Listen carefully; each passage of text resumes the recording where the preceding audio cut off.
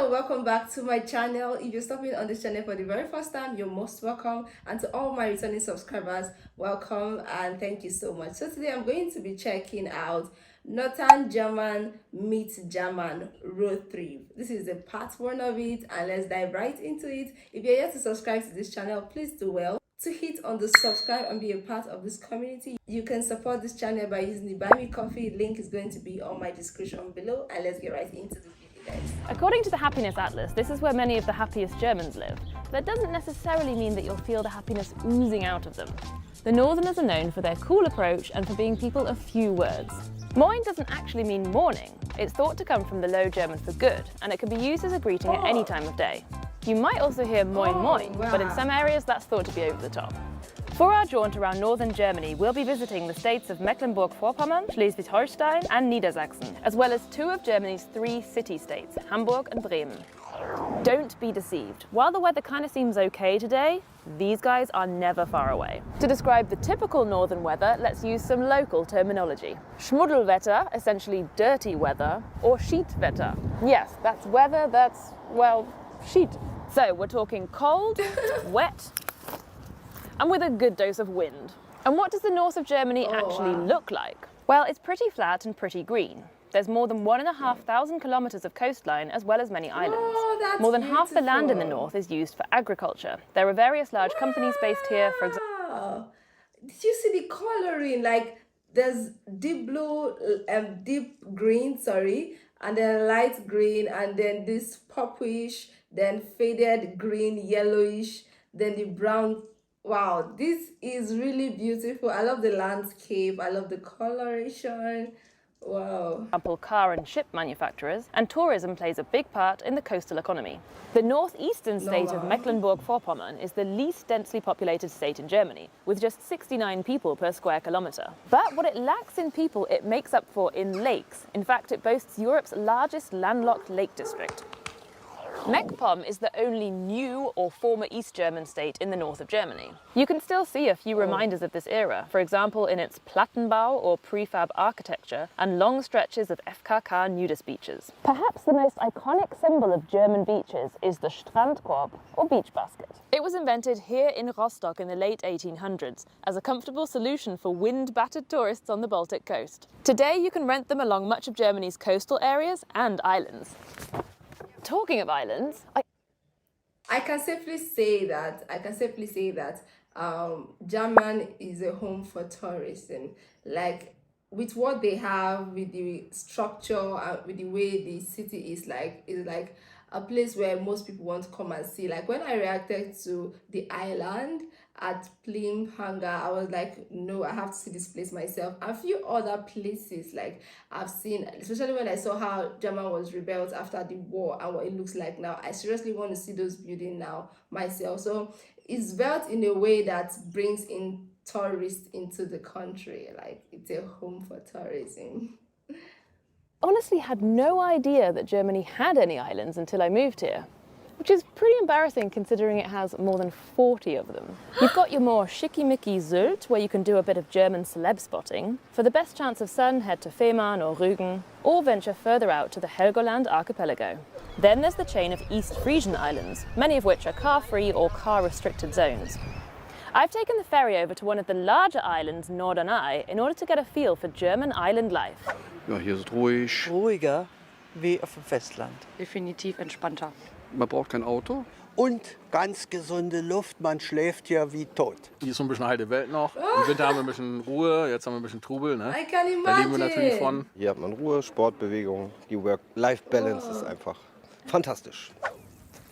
This is also a really rich area for biodiversity. The Wattenmeer is the world's largest unbroken system of intertidal sand and mudflats, and a large part of it is found along Germany's North Sea coast. It's a vital site for migratory birds, and it's home to numerous plant species and animals like seals and harbour porpoises.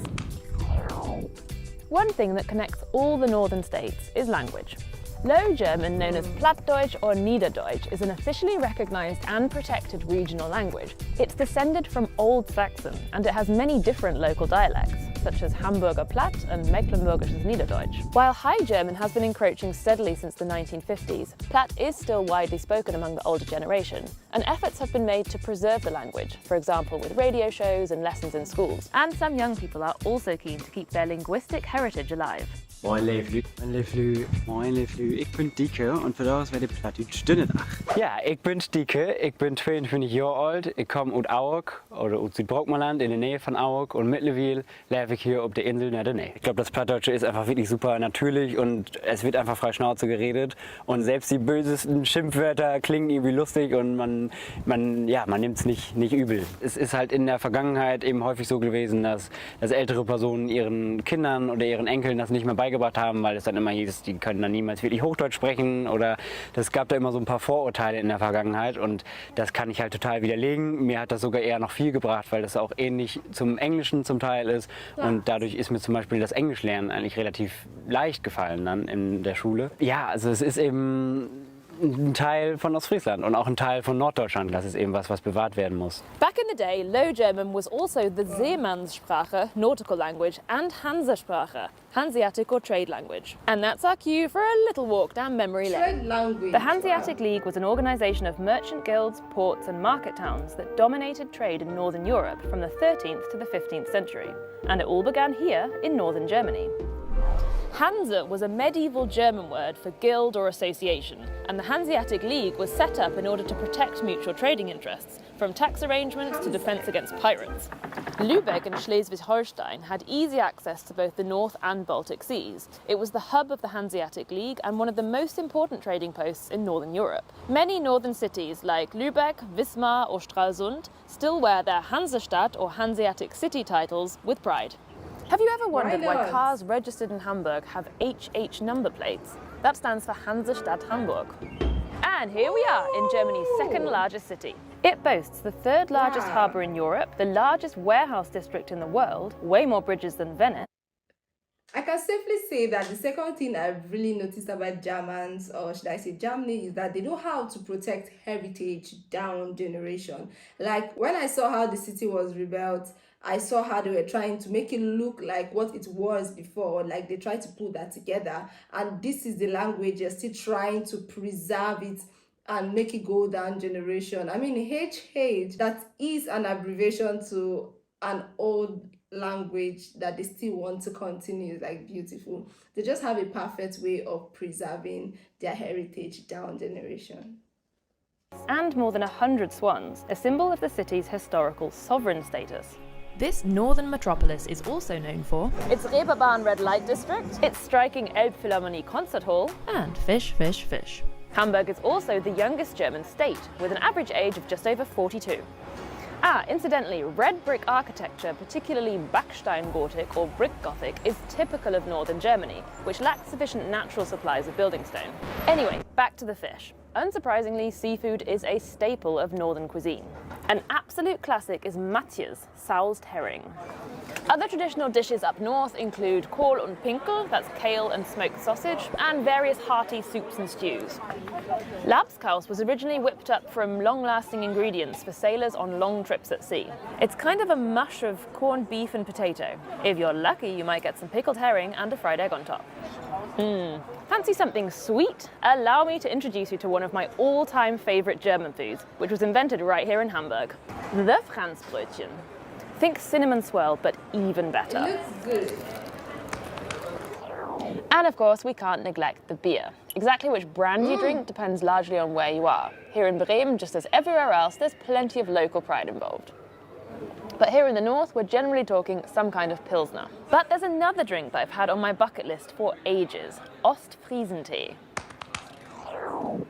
Move over Turkey and Great Britain. Ostfriesland is apparently the tea drinking capital of the world. The East Frisians drink an average of 300 litres of tea a year. And there's a whole ritual involved. I've come to Leer, the birthplace of East Frisian tea, to get initiated in a traditional tea ceremony. Als erstes braucht man erstmal einen schönen Kluntje. Der kommt zuerst in die Tasse. Dann gießt man den Tee ein und das knistert jetzt ein bisschen. Der Tee ist schön dunkel und kräftig. Das ist ein kräftiger Assam-Tee. Dann braucht man Sahne und das machen wir immer entgegen dem Uhrzeigersinn, weil wir beim Teetrinken die Zeit anhalten möchten.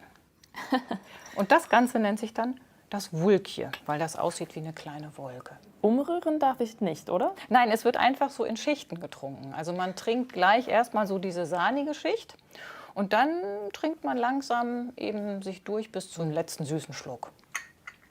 Die Menschen haben ja hier früher sehr viel auch draußen gearbeitet. Es war oft schlechtes Wetter, es war kalt, es war nass. Und da war so eine Teepause sehr willkommen, weil der Tee ist schön heiß. Außerdem wird bei der Zubereitung von Tee ja das Wasser abgekocht.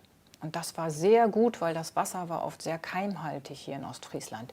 Die Leute wurden krank, wenn die das Wasser so nicht abgekocht getrunken haben. Als Ostfriese wächst man da einfach rein und man weiß eigentlich gar nicht, wie man anders Tee trinken kann.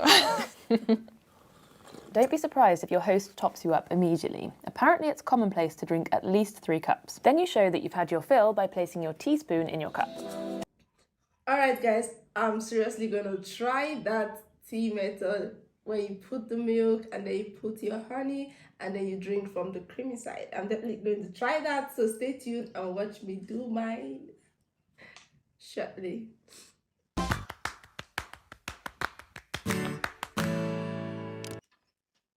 Woo, that was really a ride. I literally went on that ride and discovery with her. It was so beautiful, man.